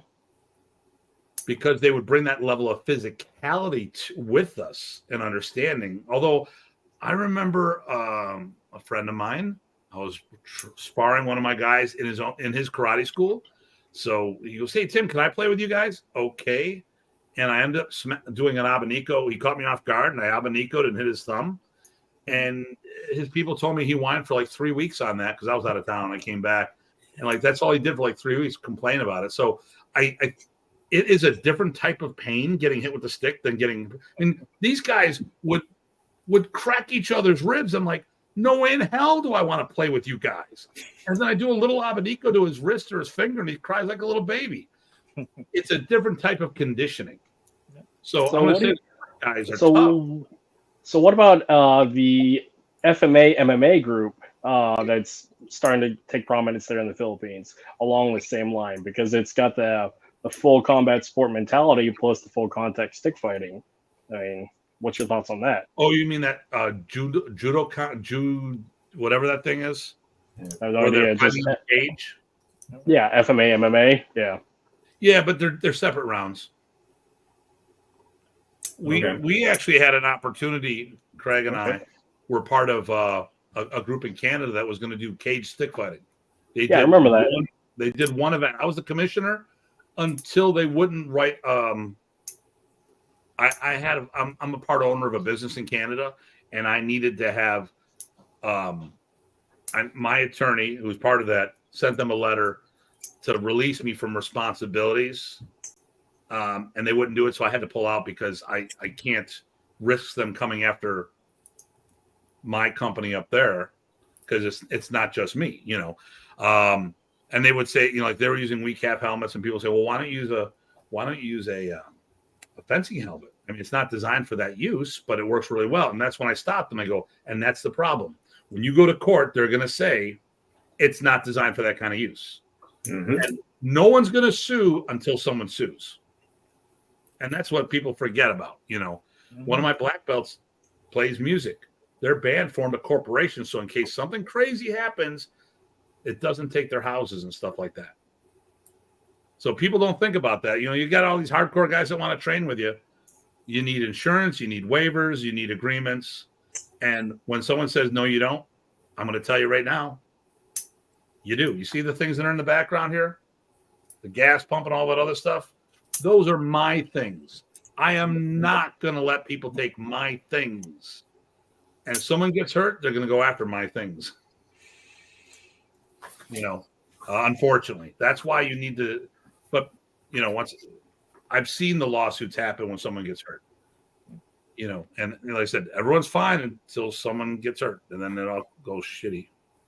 But anyways, okay, that's my rant. Okay, let me see. Well, thanks. I'm going to pop off. Hey, bring some food for us. Yep. Thank you. Great. Meet you. Later. That's cool.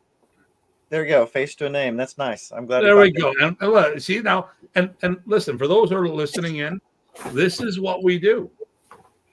Hey, Chris, how you doing? Wait a minute. You're not going to. Oh, wait a minute. I'm sorry. Here we go. Craig. There you go. Nice. Okay. I think you're at 9:30 with Bill Anderson. Did I get this one? Yes. Okay. Bill Anderson. Bill Anderson. As you know, I trained in the 70s, Philippines, before gear came out. In the later days, we didn't have padded sticks or padded armor. Yep. Different kind of feedback, right? We had a few injuries back then.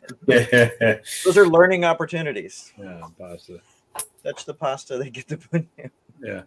Well, hey, listen. I mean, that's why people left Arnis and went to karate after World War II. Right. Why is modern Arnis so popular in the Philippines? Because they went stick on stick. Yeah. They used a modern teaching approach. Yep. And it's not that they didn't fight, but they started using safety equipment. And Ernesto was the one credited for creating the helmet that WeCAF modeled their stuff after. Right. Okay. And the reason why it looks like a kendo helmet in some regards is because it was based off of a kendo helmet. So, all right. So why do we think sparring is important? Test our material, like we kind of what I mentioned earlier. That's a big focus of what I do. We got our core material. It's a preset moves that develops all those different aspects, right? The whole drills develop skills kind of statement. But I like to take bits and pieces of the drills, and can I apply it to test my material? I'm going to take exception to that, and here's why. You'll understand as soon as I say that. Yep. So it doesn't let you test your material; it lets you test your understanding and your internalization of said material. There we go. And I think that's an important distinction. A good way to clarify, for sure. Yep. And so I actually, I was actually going on a rant on another forum about, hey, we're gonna pressure test our this technique. No, you're not. You're not. You're looking at a technique that you may or may not understand. You may or may not have put the work in. You may or may not be able to do it yet. You still have stuff to learn about it. And now you're going to test it? No way. You need to do the work, figure it out, get better at it, put some pressure on it, put some challenge into the situation. And at some point, it still boils down to you. That's who you're testing. Still driving me crazy with that phrases that we talked about. Yep, I know. I still can't remember that. So anyway, so I agree with you, Craig. I just wanted to add that little. No, it's a good way to clarify it. Exactly. Yeah. I mean, you're understanding your ability to execute the material. Listen, because I want to tell you right off the bat, for those who are listening, you don't need much to fight. Nope. Your angles of attack, whatever those are, to be, and I don't think we have 12 angles of attack. Forehand, backhand, overhead poke. Yeah. That's it. I mean, and whether it comes horizontal or diagonal, high, middle, or low, who cares? That's flavor. But at the end of the day, listen, I do an X and a plus. Everything's on one of those lines. And you know what? When it doesn't work, when my angle one doesn't work, you know what I do? I do it again. Right. Well, and it's not the angle one that didn't work, it's your application of it that didn't work. Yep. Okay, so here we go. What do you got there? Morgan, taking the stick out of the fight changed the game played. I started putting fighters at my events with synthetic and steel blades to fight with. Stick versus blades changed the game. Nice. Of course. We were at one of Oliver's tournaments up in Toronto, and they had a synthetic sword. It definitely changed things. Unfortunately, I don't think it was safe as it should have been. But we were in a foreign country, and if that's what they want to do.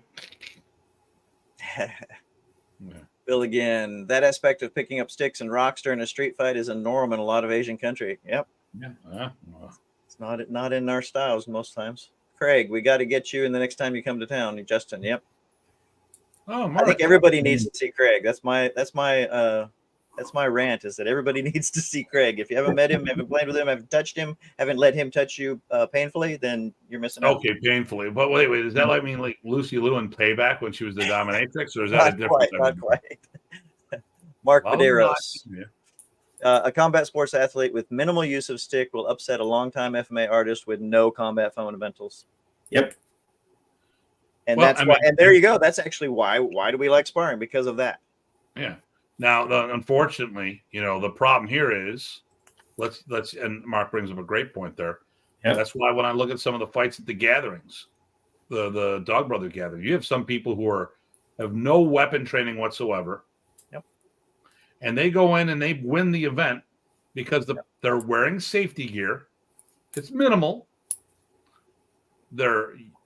People will come and they'll come in and shoot in and go in on you. And they'll even drop their weapon in the process, not worrying about it, because all they want to do is choke you out or something. Mm-hmm. And they're wearing a helmet to keep from getting knocked out. And had we known that, and I'm sure personally, if someone would have done that to me, if we were talking about, hey, we're not going to do groundwork, because I know Steve talked about that story. Yeah, we'll do all stand up. Well, if it's like, hey, you want to do groundwork? I'm using a bigger stick because I'm going to make you pay to shoot in on me. Yep. There's. That's the problem. Like, we do padded fighting because we work, or my students work, and we'll do stick and kick. Unfortunately, it's not equal because you can generate more power with the kick than you can with the padded stick. So I got to make sure I go dial it down because we got to make sure everything. We got to be careful because some people swing really hard with that padded stick, and if they put the same effort behind a kick, it's going to hurt someone more than the stick will because it's a padded stick. It doesn't have the mass. Now I put a hunk of kamagong in your hand. Whole nother story. Because you got to remember, guys, what is rattan for? Training. It's our practice weapon. Yep. What would we? I mean, listen. You're not going to see rattan on the street because I go into Lowe's and Home Depot. You don't see wooden rattan dowels there. If that was the case, we all would have been buying them and making our own sticks. Right. Okay? Yep. It's going to be a 2x. Actually, I got a pair of axe handles that came in from Amazon. Yeah, the handles aren't right. I'm still trying to find those one. Eric from Orlando, Screama, hooked me up so good with that 26-inch axe handle or 28-inch axe handle. Oh my God. I am in search for more like that. And once I get them, I'm going to get a bunch of them. So if you guys want them, I'll have them for you. Oh yeah, yeah, definitely. Oh, they were awesome. These are actually bigger grip. You'll see them in 11 days is our training camp. That's right. I'm looking forward to that. You just want to get out of town. Yeah, there's that. You want to cuddle with Chad. Is he coming? He didn't deny it. So as of right now, we have 10 days, 11 hours till it begins. All right. Actually, so tomorrow I will make our 10-day announcement. Yay. And I'm not sure if that's the pre-conference cutoff or whatever. So if we used real weapons, which are going to be stuff that we'd see, the stuff that we witnessed in the Philippines, you wouldn't have people dancing around doing all this stuff. No. It would be whacked and done. Good brick bat. Yep. So, Morgan, what Morgan got here? Did we already cover that one? Or no, this is a good one. Actually, I touched on something you said a second ago. People stop crashing in with no defense once they realize there are serious ramifications for using stick fight tactics in a blade fight. Crash and bash disappears entirely. Or even with live weapons, even if they're impact weapons, right? You have to pay to go in, you're gonna double think that. And here's what I'm gonna say.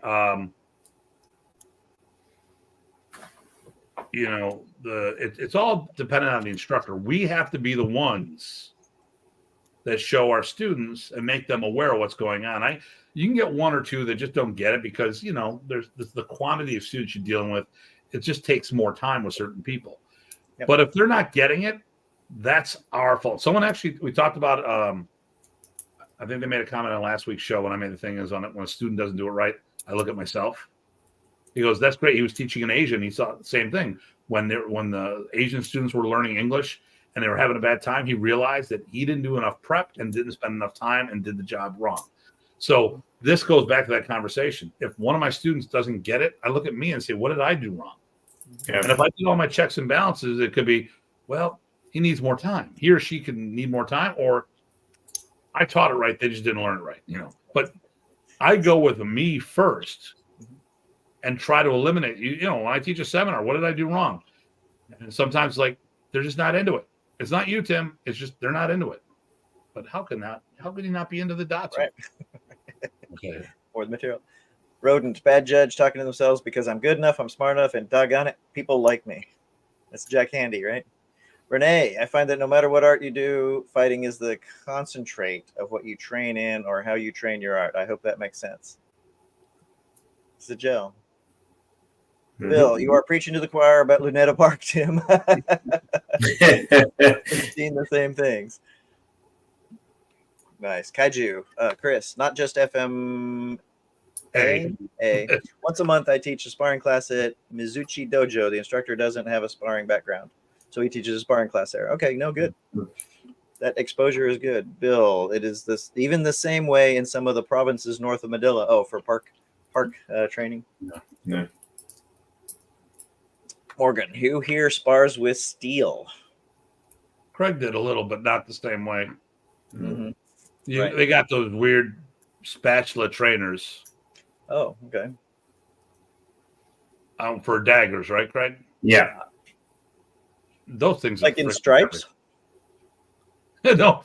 I just see who gets that reference. No one was on the oven. Now we get to see who's Oh. old. Yeah. Hey, well, come on. I don't think You- Craig didn't get that You reference. keep rubbing it in that I'm like a couple months older than you. So old, so old. 1 month, I think. Okay. All right, here we go. Let's see. Kurt, me, Spars. Okay. Me. Well, that wasn't I don't part know of what that that. was for. Yeah, it might have been in response to the typing. Let's see. Morgan Garrett, you need to some hang out, bro. Definitely, I'm missing that. Facebook user, I don't know who that is. Oh, that's Dexter again. Whoa, Datu, Tim, crazy. I was having the same conversation with Master Ron England about Derobio Scrimia, which is that about back when we were talking about which ones don't spar? I can't remember. That was 15 minutes ago. Bill Anderson, Dakip Diwa, translated to warrior mindset. If you have to be able to flip the switch if the need arises. Renee, I've knocked people out with padded sticks. Padded is just used to make you feel. Wait, there we Absolutely. Yeah. Well, Yeah. listen, I was talking to Ed Pilton, who was the UFC. No, it was a week after world champion. I said, I just do padded. I don't know. It was Tim, dude. I've broken a guy's arm doing that. go. Sure. It's harder, but this guy was like a machine.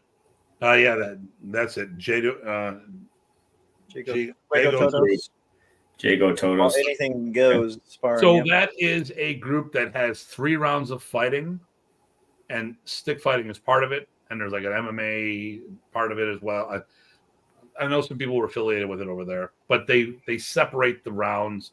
I'd have to watch the whole match to find out exactly how that goes. Okay. Those guys loved using pics in videos of us. Oh, sure. I bet. Yeah. Oh yeah, though that was the World Stick Fighting Group. Yes. Yeah, that was a whole thing. Morgan, who asked about the sparring with steel. I ran a full contact bladed event, steel and synthetics, 4 years in a row with 0 injuries. Yeah, I mean, yeah, the safety cure is not a get out of jail free card. Here's the question: how many people? No, because I mean, how many? Because I'm trying to figure out how many matches ran just to get a statistic in my head. I mean, because Well, that and where did they come from? It was all from the same school. Fighting helps you blend. Yep. Fighting helps you blend arts concepts outside your art. You put it all together. Synthesize. Kurt, I'm trying, homie. I really am. Was down for GM Bobby's WCC and Datu Kelly's Water and Steel this same month. Yeah, it's hard to do everything, Kurt. But you should do everything. Yeah. Clone yourself and make sure you're at everything you eat. Bill Anderson. Didn't Remy back in the 80s state in his Black Belt article that if you learned the 5 basic angles, you could defend against most other systems? Simple works. He may have. We really. Could be. That was what I was trying to get to, Kurt. I don't know what that was. Bill, 1.5 to 1 point or 1.2, 1 1/4 to 1 1/2 diameter sticks most definitely will teach you a lesson on pain when it hits. Oh yeah. Yeah. I like that's my jam right there. Wampin sticks. I call those wampin sticks. Morgan, come to Portland and look at what the homeless are carrying: machetes, axes, all kinds of weapons, not stick. Real talk. Yeah. Hammers. GM Harry Green. We had a great time this weekend teaching at the gathering. Yeah. Oh, Craig's met him. We had a blast. Matt. Oh, Will. Hey, nice. Too many people train with the mindset of not getting hit. Well, that'd be great if you could do it. The reality is you will get hit and you need to train accordingly. Mm-hmm. Renee, if you are being overwhelmed by crash and bash, then that's a hike in your game that you need to work on. Sure. When I have a BJJ black belt, there is no chance I'm letting the person in. Yep. Again, it's all, everything falls to you eventually. Well, my issue with here's my issue, and you're right. If you've had that experience to learn from that, to me though, it's just I think that is it's grimy to me. When you agree, because the thing is, if you're not going to treat, well, it's like I've seen sports jiu-jitsu, and And the one grappler was like, why is a punch and a kick work the same thing as a chokeout? Because a punch and a kick is a knockout. And then we watched the UFC just later that week, and they're on the ground. The guy came up. The guy stood up with him. He punched him with a cross, and it was over. I go, and that's why kicks and punches have to be similar points to chokeouts, because you're not treating with the same respect. A punch can drop somebody, and at the time, grapplers would have been very susceptible to it because they didn't have that kind of conditioning. And actually, grapplers as a whole have that susceptibility. It's the MMA fighters that have that conditioning. Because how many of them train to take a punch to the face? That's when they cry foul. Say, hey, what are you doing to me? Mark again. The reaction timing and understanding of timing, along with footwork and distance, a boxer or Thai fighter, etc., pays dividends, as they are more likely to land the first blow. If that first blow happens to be with a weapon, that's a wrap. Yeah, they just have to do an adjustment. That's all. It actually happens pretty fast in my experience. They make that adjustment pretty fast. Brock, it took me months to get 2 of my students to realize long swords weren't baseball bats. Nice. Yeah, hopefully it didn't ruin any swords that way. Kurt, actually, I'm planning a trip back to the Philippines in 2025. I think we're going fall of 24, right? Yeah, I'm going this February 24. We're going November 24. Yep. And then maybe 2025. I have commitments that are kind of bringing me over on the Sequeron side of things. Okay, good. I don't know. My checkbook is not going to like it. Pugay mga kyud mabuhay kuntao. Maganda umaga. That's right. Our brother. That I got to make sure we meet up with Hugh Unyo when I get over there. Wow, Bill. I'll be 70 next Monday, so tell me that I'm old. You're just the right age. Okay. Yeah, that's Dexter again. Yeah, yes, empty hand techniques added to the system when he was talking about the Ron England, the Robio, etc. discussion. And here's the thing. If we want the arts to move forward, we have to make it appealable to everybody. If it's just a certain skill set. Yep. Oh, well, this is just weapon training. This will enhance what you're doing. Well, then I want to do my base and worry about the weapons later. There's a lot to doing with our weapons. The things that it offers us is amazing. And we can do that connection. Like when I taught this weekend, I taught the Daga Drill 3 to show how we can use a knife drill as an open hand combatives drill. I was also doing disarming and say, listen, why do we start weapon on weapon? Because it makes both practitioners feel more comfortable. When you have a weapon and I don't, I feel a little anxious. When I have a weapon, it's my pacifier. I mean, I don't suck on it. But as I build up speed, skill, and the biggest one, confidence, eventually I put my stick down and I deal with the armed assailant without having any weapons, which also means I need to be able to throw leather, All right, here we go. I fight a buffet back of the breadstick. Well, yeah, breadstick sparring. There you go. Big old giant French loaves. Heroes love to headbutt, yeah. There you go. Yes, they do. I like that too. Morgan, hey, thanks for letting me participate. Great episode. Have a good one. Glad to have you participate, Morgan. Has anybody here met Morgan? No, but I might be out that way soon. Oh, good. Bill, be out in Philippines is around the same time, Tim. After this trip. Okay, cool. And Rodent, have a full contact lightsabers match and get them to come to the dark side with only a few more trophies. Tournament. That's why I've got background Darth Datu, baby. I did get those Temu lightsabers. You can bonk them a little bit. You can do friendly drills with them. Yeah. In a fight, headbutts all day. I love headbutts. Hey, that's right up there on that, for lack of a better word, corner area. Is some of the hardest bones in your body. And I used to greet people that way. They didn't like it after a while. I thought it was funny. Anyway, so I want to take advantage of you, Craig. Is there anything that we want to cover with sparring or fighting or combat or I think we touched on a lot of aspects. Yeah. Yeah, because it's like everybody's got their, like I said, I delved into the other aspect with the contact stick dueling, more of the continuous aspect, and proving that our material does have validity in that venue. And Datu's and his group have definitely gone out into the sports point fighting. And I've had an opportunity to do a lot of the La Banderos, Datu's tournament. Actually, we've done, we were doing the weak calf variation with the kicks. Oh, yeah. At the Arnold Classic. Yeah. And the kicks actually made a big difference compared to the stick because you had the big coat on, but I'm sorry that even that the skinny coat, the padded coat with the small sticks, you didn't quite feel the sticks, but you felt the kicks coming in. Hey, I was going to touch back on something you said earlier today with the idea of then kind of deconstructing your material and put it into sparring to get that look at it, to have it in a less organized fashion and see what you can do with it.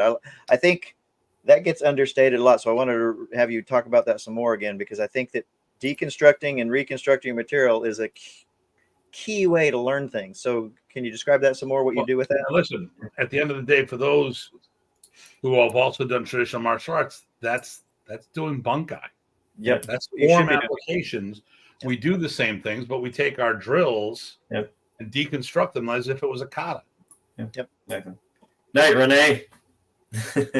Renee was just saying that. Yeah, my four-legged buddy is getting. Yeah, well, that's a big focus, because I know for longest is if you look at a lot of the stuff out there that's influenced a lot of sparring, it's based on drills, right? You don't just go randomly start fighting and think you're going to get better.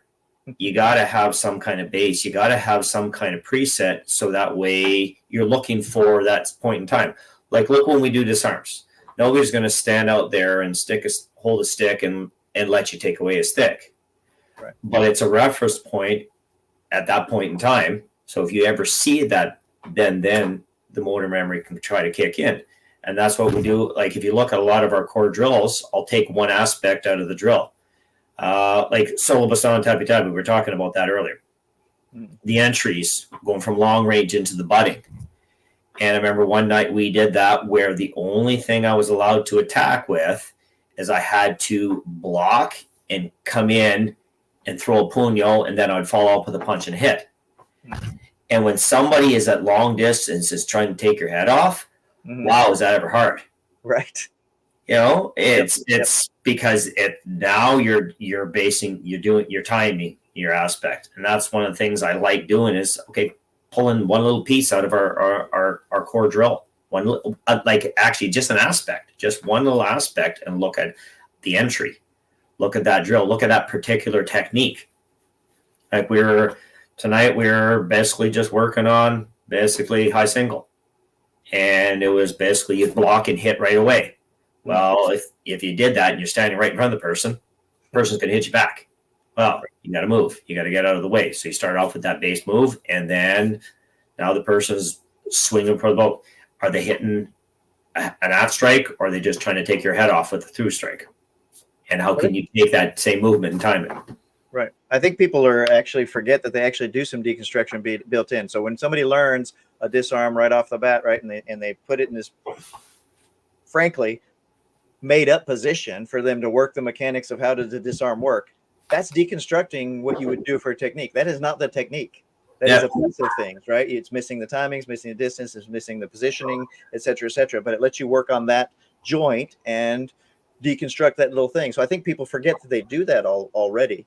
So the fact that you're, applying it across the board and in the sparring microscope, I think is great. And like I said, I just wanted to highlight that again, because I think people could use more of that kind of approach with everything they do, and also in every venue, right? So maybe there's something you want to do, and you want to see how it goes in a drill. Maybe you want to see how it does in sparring. Maybe we want to see how it does with a different tool, et cetera, right?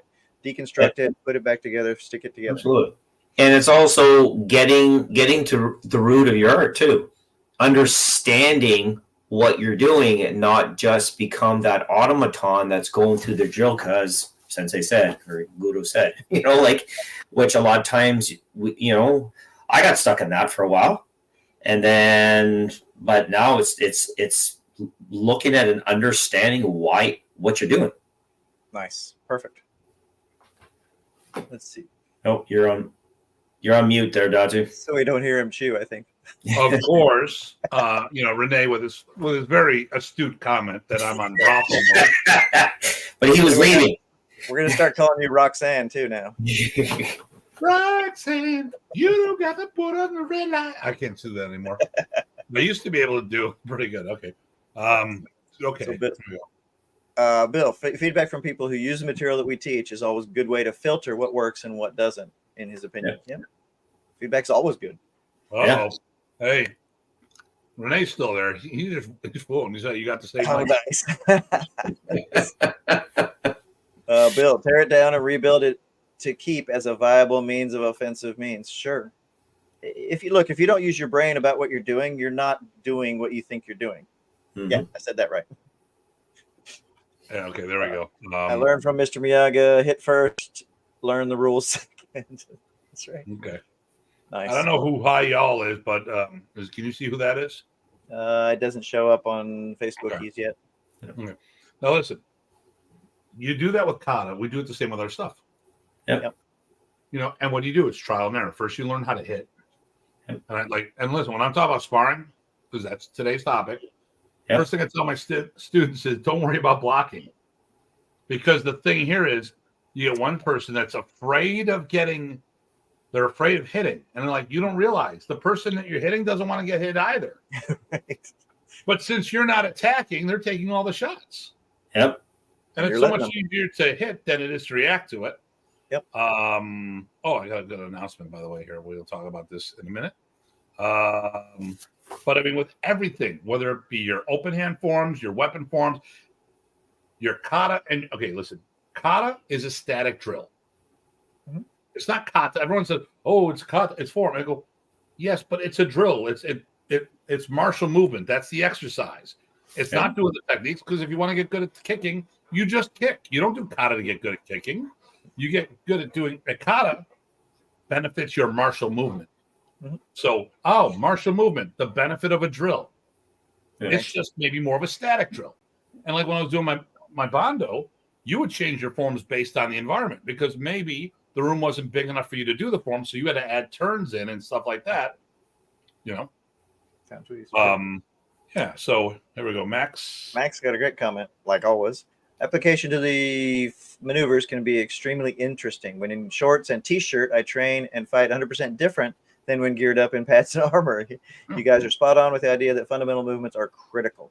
Small adjustments to meet the circumstances of the confrontation. The fancy stuff rarely works, right? It's a pocket thing, right? You keep the fancy stuff for understanding its concepts, and then when it's great, it pops out. But that's not what you go to.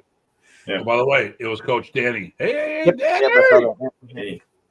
No. All right, and listen. Okay, so this weekend we are doing our second virtual test. So what we do in our organization for our virtual students, we just test them for plain black belt. Degrees have to be done in person because we want to get that extra feel and stuff like that. But this is something we've done working with person, but they're doing their test this weekend. Tales. So, are you available 11 o'clock Sunday morning? That I am. All right, Tales, noon, because he's an hour ahead of us. Yep. So noon, we're good for noon. I will put the invitation out on Sunday. Nice. And then Talos is doing. We're going to talk about that. We're going to go through our events. I just put Talos' event up on our website. As a reminder to all of our World Modern Arnis Alliance members, if you are doing seminars, and when I remind people, I'm reminding these two people, if you're doing seminars, get the flyers to me so I can put them up on the website. Mm-hmm. I'm just saying. These guys are fairly good at that. Not really. You get it up, as long as you get it up on Facebook, then I get access to it. So, although I want it a certain way. So, all right. Talk, stick, get hit. Okay. That's Danny again. I don't know. There's something about the settings and the Yeah, I don't. It depends on which way you're watching. Best thing to do if you have YouTube, that's probably the best way to watch us. Oh, here we go. My Bondo, you would not even the Bondo. Nice. Knew he was going to go there. I knew somebody Yeah, was. of course. And he goes, "Yay!" So, Nice. but then he's got a student that's testing with him. We're going to grade him at the same time. Not the black, but we're going to do an evaluation. You know, Nice. I don't know if he knows it or not, but we're going to do that. I don't know if Talos knew it, but now he does. So, okay, so hey, Is that Dean Franco? Dean, is that you, brother? I think so. Yeah, he's going to be calling me tonight. Yeah, he's calling me right after the show tonight. He's calling you out, right? Calling me out. Say, hey, man.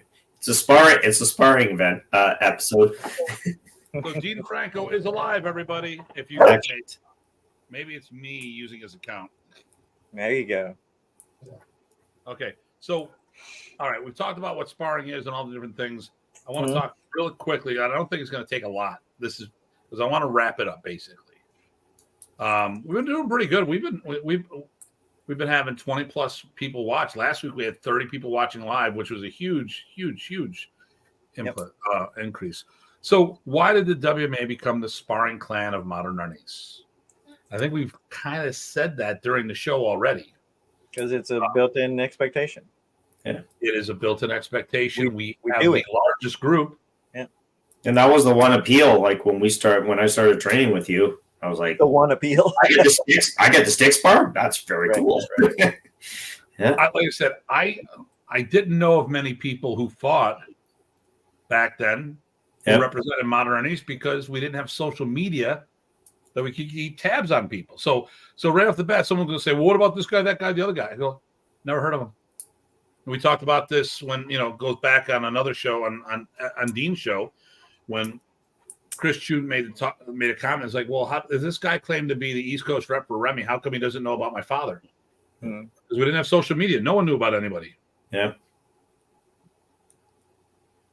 He didn't notice you, Craig. Oh, my goodness. How do you not? Just off to the side. You're darker for some reason, and your lights are not as Yeah, maybe. There we go. Sam did the same thing. One of the things he loved about the WMA. Yep. So No, I listen. Modern Arnis people didn't fight because they didn't do it as a primary art. They did it as a secondary or tertiary art, and they weren't going to invest all the money they needed to fight if they were only going to do it every now and then. What's this? Strikes are letters, años are syllabus, drills words, and sparring texts. Look at that. He's a smart guy. Literally, he's educated. So, I used to host tournaments while Remy was alive. We'd go to tournaments while Remy was alive. We came back, we won. And I was going to karate tournaments, taking our Arnis players and competing, like Miguel Ruby told me. He's like, you're one of the few guys that actually have hands in FMA. Because and he's in an area that's very weapon-centric systems. Yeah. Not to say that there's people that doesn't have hands. And the other problem here is a lot of people who have hands in FMA, their hands didn't come from FMA. Now, maybe it was enhanced that way, but it didn't come from there. Gotcha.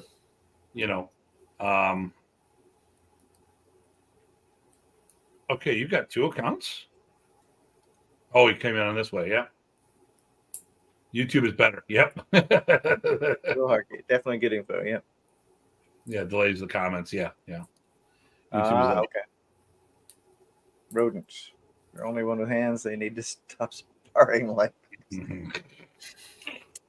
So, and I think the reason why we became the sparrers of the modern East world, because we were all in, because listen, Buffalo's a big karate town, and they competed. And the thing I like doing with them is sparring. So they help me get better. So, well, what we should do with all of our weapons. Yeah. And I did it with all my weapons until I realized we need to get padded weapons. Yeah.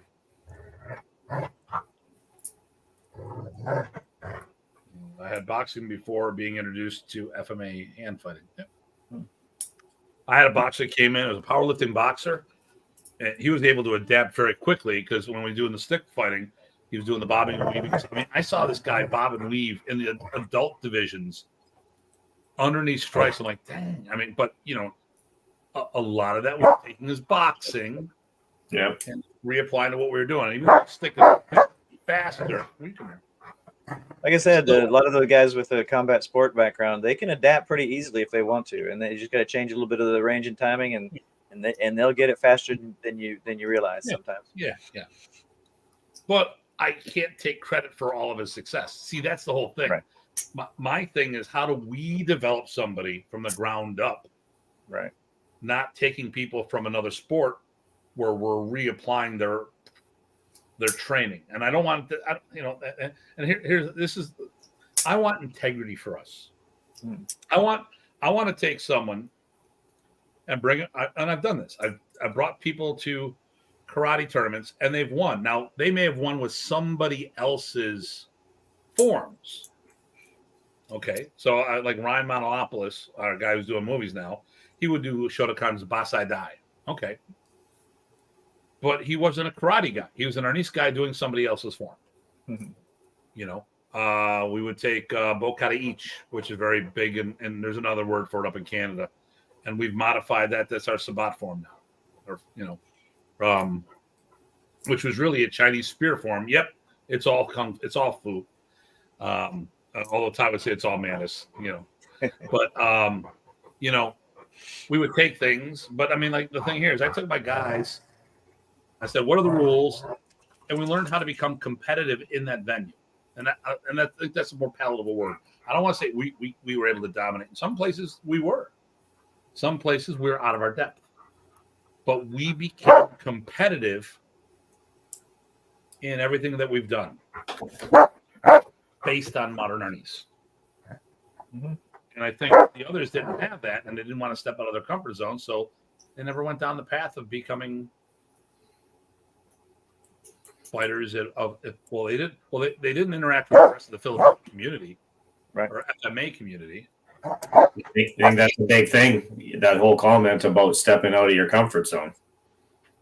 It's hard. And sparring is definitely stepping out of your comfort zone.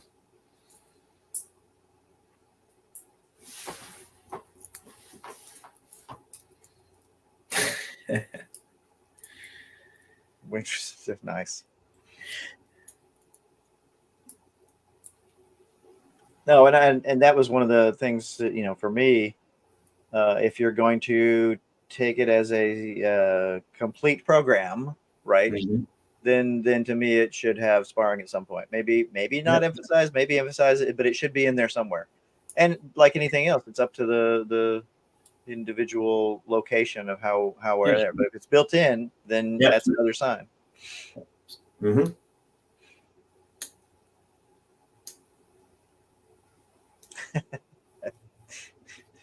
Dimmak. Oh, you're muted. Yeah, I get it. Listen, so at the end of the day, I mean, this goes back to the thing. We became the everything because we were it by default, not because necessarily we were the guys. But when you're doing another system, you're not going to make that as your primary system. But and I think that's why we end up becoming that group. And the passion to do it. Yeah. You guys got anything else you want to say in closing on this, or do you think we pretty much covered it all, or covered enough? Yeah. Well, it's a good exploration. I mean, you go on for an ever and ever, but we covered a lot of good stuff, I think. Yeah, and lots of good comments. Lots of good input. Yeah. Thankfully, okay. Yes. All right, so let's do our favorite part of this. Let's talk about what's coming up. There we go. Let's see. Okay, here we go. So this weekend, I will be at the Renaissance Martial Arts Festival. I will only be there Saturday. So that's in Rochester, New York. And I'll be at the Warrior Seminar up in Maryland. Okay, you got that going on this weekend as well. Yep. Next weekend is our instructor development camp. And we'll all be there. We'll all be there. And this is an amazing camp. I don't know of any other camp that's like it. Well, we sit down and have a classroom environment for learning as well as mat time. And it's the right balance of both. Yep. It is. It really is. Yep. You get one hell of a workout, but we actually sit down and say, hey, because I'm going to teach the whole weekend. We're not going to switch up and then change gears and then all of a sudden you go, hey, I got a question about this. Well, let's get into that. Well, then that touches on my emphasis there too. If you're not training with this an appreciable amount of the time, then you're not doing what you think you are. Yep. So during that weekend, we're also doing Pontotoc and 3. So that'll happen at our camp. Some people may come in just for that. Others may be doing the virtual thing. I got to put the link out for that. The following weekend in Salem, Massachusetts, Ty and I, along with a whole bunch of other people, will be teaching at the FMA Collaborative event. Yep. So a whole bunch of good people. That's hosted by Mike and May Williams, which I got to get their events up here. Nice. The following weekend, Talis is teaching in Brazil. So I don't know where all this stuff is in Brazil. So I don't even know. I barely. It's not in Rio de Janeiro. I don't know if it's near Rio. I don't know anything else. I don't know because I don't know. So let me get back over there because will you stop pushing my computer? God darn it. Before that too, there'll be some of us at the police academy. Oh yes, and then so I won't be there, but we got PG Chad along with PG Ty teaching at the Northern Virginia Police Academy. Obviously, that is not an open event. Right. The following weekend, it is the Caribbean Martial Arts Festival. I will be teaching on the Saturday. Nice. So we'll be in Bridgetown, Barbados. The weekend of the go there sometime. Yeah, it's good time. I wonder if I'm missing something. Feels the like weekend of the 20th is the Northern Ontario training camp. And I want to say there's something. Oh, and that weekend I'll be at the Mayan conference down in Orlando. That's okay. Now I know. Okay. Yeah. So with this weird guy holding this Northern Prices Arnis camp, is that just going to, too close in time? He's going to detract from the, Oh yeah, he's gonna take away from it. It'll be crazy, Yeah. So here we have it. It's even too close to. I'm worried about Barbados taking a hit on that. There you go. So and then you're doing the fall fling on the 11th. Yep. That's the weekend of my tournament. The weekend prior to that, Ty and I will be at Bobby Tabuada's 75th anniversary or 75th birthday camp. Our Thanksgiving weekend will be the Southern Ontario Modern Arnis camp in Cambridge, Ontario. Excellent. Yep.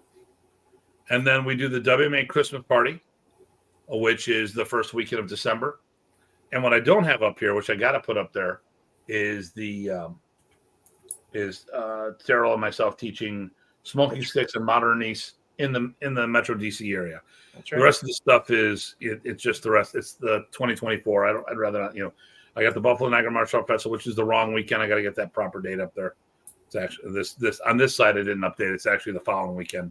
We've got our normal camps the last weekend of April, and then our instructors camp is going to be in August because I'll be doing the World Filipino Martial Arts Championships in October. So we need to, then we'll go back to our normal schedule, hopefully. And then in November we'll be going to the Philippines. I like how you said our normal camp. With those goobers, I don't know if that's really normal. It is what it is. Oh, here, I like that configuration. There we go. There you go.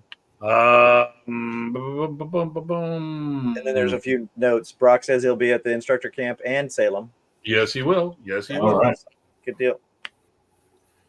Mm-hmm. Favorite police academy. Nice. Okay, there we go. Yes, it'll be a hybrid version, so people will be able to download that. Okay, so if you don't attend it live, you can still purchase it and get a digital copy of it. That's Toucan Sam. I shall return. Take care, all. There we go. All right. There we Thanks go. for contributing too, as well.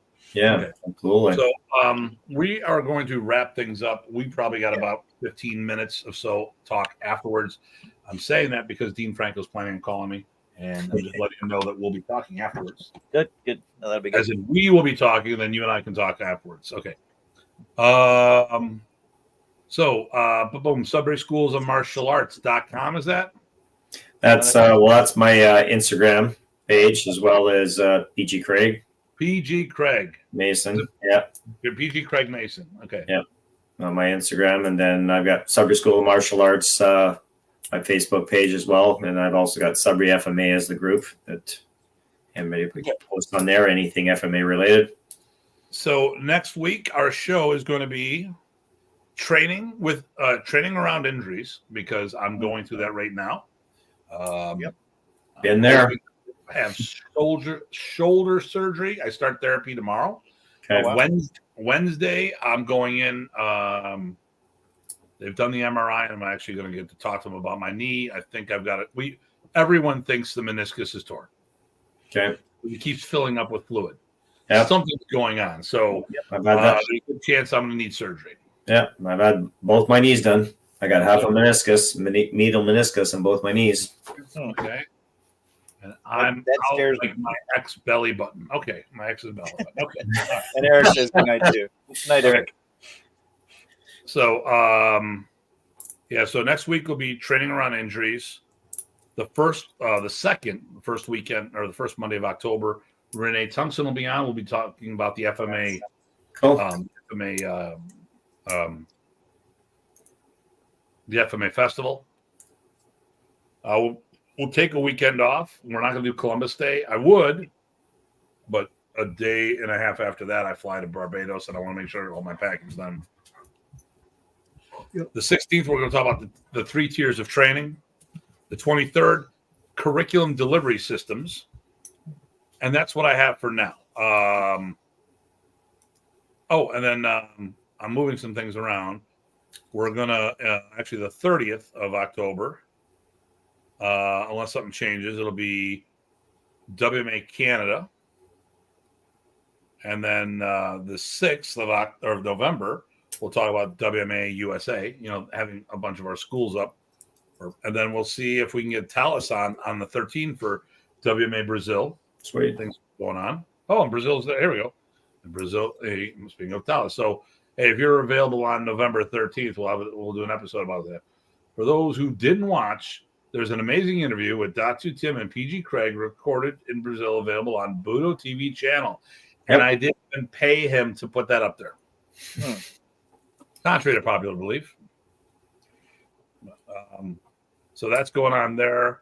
I haven't time. I have to sit down and talk when our last episode is. I would like to do one on the a season wrap up on December 11th, because I would like to do, after the DC seminar, doing the smoking sticks and Modern Arnis weekend. Although we got to see what the holidays are like. It might be better up just to wrap things up on the 27th of November or the 4th of December. We'll see. I might do some individual shows on my own, just to keep some things going. But I can do a Datu's Corner real easy, where I don't have to worry about stuff. And I want to re-energize. But we got a lot of good topics coming up, I think. I'm going to try to do some things and put some videos up, or have videos that we can reference during the show. So we're taking a slightly different topic direction. We still have some people we want to have on board, so the schedule is flexible. It's very fluid. So all of a sudden we have an opportunity to get somebody, I might just change things around. And then, like I said, Ty and I have to sit down and talk to make sure that the schedule works for both of us. Yep. Because like I said, I can always do and then we know Dean can always do the show. That's right. He's just waiting, chomping at the bit. Chomping at the bit. He wants your spot. It's because he doesn't have to. FMA Talk, and I'm going to take over FMA discussion. There you go. I don't want to lead anything. So I feel his pain, right? Because that's a whole lot more work. Coming in and helping is a whole lot easier. So that's what's going on right now. Yep. Listen, those in Canada, PG Craig's is coming up. Northern Ontario. Camp, and anytime you want to see him, and like I said, you want to reach out to him, maybe talk about workshops, seminars, training at his facility. Go to Sudbury Martial Arts. Go to PG Craig Mason, both on Instagram. And you can find him also on Facebook as well. Yep. If you cannot find his information, just reach out to me and I'll make sure you get it. Yep. But if you go to our website, if you go to the World Modern Arnis Alliance website, worldmodernarnis.com, he's listed in the school section. So it's easy to get a hold. And you have YouTube channel as well, right? Yeah. Craig, you have a YouTube channel, right? I do. I thought you did, Only yeah. few things on it, but definitely need to put some more material up there in the future. I need to get back to that too. Most of our guys are real easy to get a hold of. Yeah. You just need to look. Go figure. Reach out. Yeah. Reach out and say, now listen, and everyone know, listen, and this happened so Renee just recently reached out to me and needed someone's phone number. I refuse to give out anyone's contact information without their permission. If it's not already public, if it's not already posted on the internet already, you're not going to get it from me. Or in a bathroom somewhere. Well, it's got to be up on the bathroom wall. Yeah. Okay. Here's one for the other. Magandang umaga po, Pugay. Nice. Magandang umaga as well. All right, so I'm pretty done. Craig, thanks for coming on the show. Yeah, thank you. Glad I was able to come out. Thanks for having me. Fun. Nickel Dog. Yeah. Nickel Dog. Congratulations again, by the way, sir. Thank you. And when that thing comes through, we're going to have you on when you actually get your dog tags. Because we want to celebrate properly. I'm flying home from England. I'm in Montreal. Was it Montreal? Yeah. We're going from Montreal to Toronto. Toronto. I'm on the plane. I'm sitting there. Then here's two people, a husband and wife. I'm in the last row of the plane. I get up for the husband and wife, and I turn my back. I didn't know they were pointing at me. They walk by me, and the two of them, I'm looking at the back of the shirt. It's a Bikini Tertia shirt. And they were pointing out about my shirt. I was pointing about their shirt. Yeah. And I'm like, oh, yeah, it's Pirate Dog. I'm like, we're talking about this. I go, hey, Craig Mason. Oh, my God, he's my best friend. He goes, he's my top Canadian student. Oh, my God, da-da-da-da. And what happens? We all got kicked off the plane. Actually, one of the overhead compartments broke, and they had to fix it. But I'm going with the story. And the social media post was, you put us on the plane together, what happens? We got kicked off. It was actually a pilot or something broke the overhead compartment. They overloaded it. But that's a small world. I love those stories. It's a small world. Yeah, exactly. So, all right. Hey, no problem, Kurt. He was thanking me for bringing him on. Cool. That was cool. That was cool. As always, this has always been a pleasure. Everybody, please stay safe and stay sane. This is Datu Tim. And PG Ty and PG Craig. All right, everyone. See you all in the future. All right.